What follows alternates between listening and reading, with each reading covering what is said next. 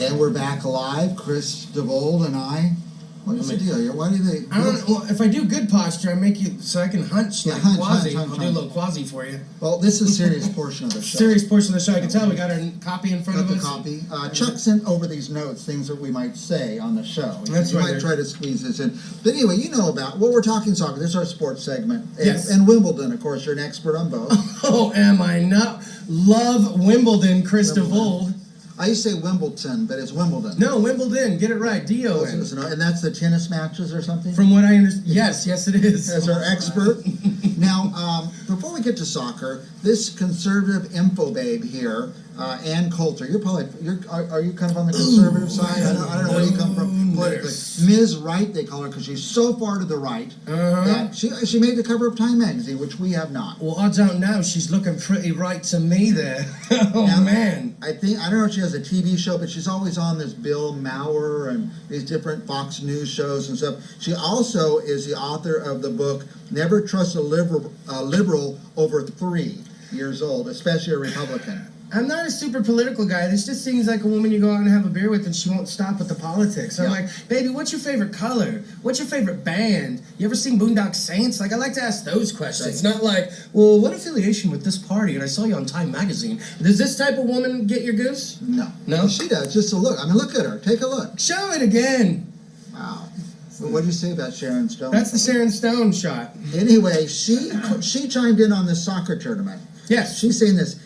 Any growing interest in soccer can only be a sign of the nation's moral decay. Oh man. You know how protective Americans are over their soccer every 4 years? You know how protective soccer fans are in America every 4 years? How could she say that? That's unpatriotic every 4 years. Now she says this, Ann Coulter said, this isn't us. We're just, this is her column. It's published somewhere. Anyway, she says liberal moms like soccer because it's a sport in which athletic talent finds so little expression that even girls can play. She says no serious sport is co-ed, even at the kindergarten level. No serious sport is co-ed? Have you never had a rousing game of duck, duck, goose, and or hide and seek? Hot lava tag, freeze tag? Girls are cool in that. I didn't name any real sports there, did I? Yeah, I don't think so. This is our sports expert. She says, Ann Coulter says, no other sport, she puts in the quotes, ends in as many scoreless ties as soccer. This was an actual marquee sign by the freeway. Oh, she goes by the freeway, and it has a score up, 0-0 for one World Cup game. She goes by 8 hours later, and another game's scores are up, and that's 0-0 also. She says this. If Michael Jackson had treated his chronic insomnia with a tape of Argentina versus Brazil instead of propofol, he'd still be alive today. Whoa, don't be so disrespectful. I'll go Stephen A. Smith on you there. Don't bring the king of pop into this. That's Ann Coulter. Don't you bring the king of pop into this. Michael Jackson would have adored that game, and he would have stayed awake all night to watch it. Even though it's 0-0. I probably wouldn't have, but I mean, every 4 years. Okay, she said she characterizes soccer this way. You can't use your hands in soccer. That's eliminating having to catch a fly ball, which sets men apart from lesser beasts. Besides the soul, it's that and opposable thumbs that make us human. Okay, first off, did you ever see Arthur Fonzarelli, the Fonz, catch a fly ball? No, I seen him going over a tank of sharks, okay? And Coulter, you want to talk about real men catching fly balls? I've never caught a fly ball, and I consider myself, I was going to show my chest hair, but I stopped myself. But I want to tell you, how do you feel about this? You're a man. Don't you take insult to this fly ball? Well, it's Ann Coulter. Well, you're going to give her a break just because of her legs? Yes. I mean, because that's why I'm giving her a break. She deserves a break. Okay, she says this, Ann Coulter says this, I resent the force-fed aspect of soccer. The same people trying to push soccer on Americans are the ones demanding we love HBO's Girls, Light Rail, Beyonce, and Hillary Clinton. What is the Light Rail? First, how did Beyonce get... Beyonce in everything. Her and Jay-Z in everything. How come she got to be in the World Cup? Secondly, I can enjoy watching the USA-Ghana game, feel like I'm a real soccer fan and not know the rules, and still not like HBO Girls. I don't even know what that is. It's probably good because it's on HBO, but still. Are you serious? Yeah, this is Ann Coulter summing up the whole soccer soccer controversy now. It's a controversy. If more, and she puts in quotes, if more Americans were watching soccer today, it's only because of the demographic switch effected by Ted Kennedy's 1965 immigration law. What? I promise you, no American whose great-grandfather was born here is watching soccer. One can only hope that in addition to learning English, these new Americans will drop their soccer fetish with time. And Coulter, everybody. No wonder why everyone in the world is like, well, those Americans. It's the #1 sport in the world. It just so happens not to be here, except for every 4 years, and then we really get into it.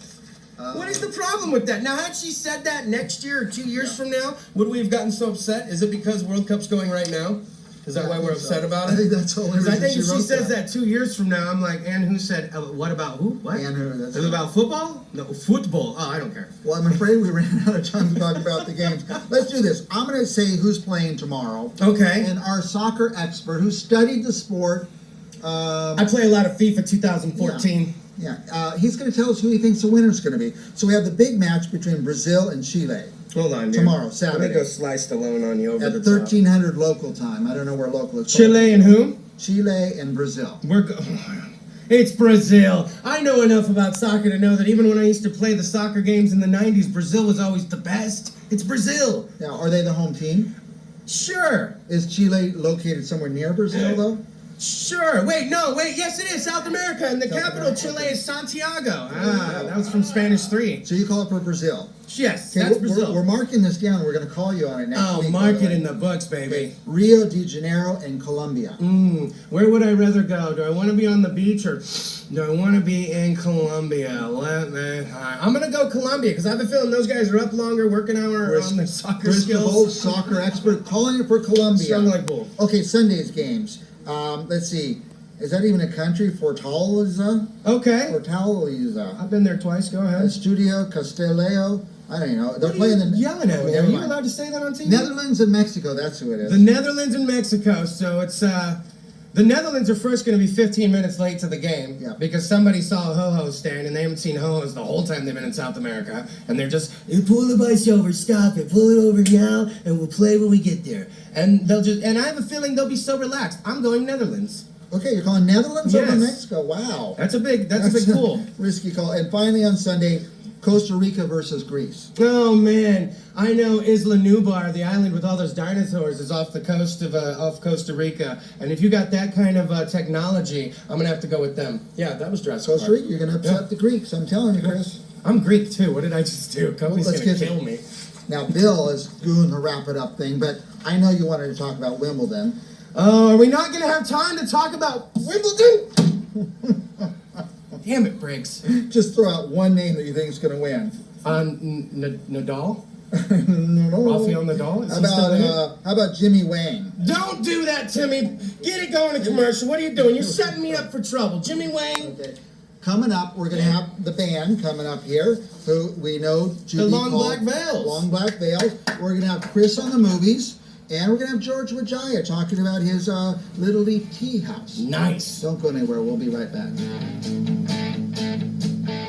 This message was brought to you by Javita.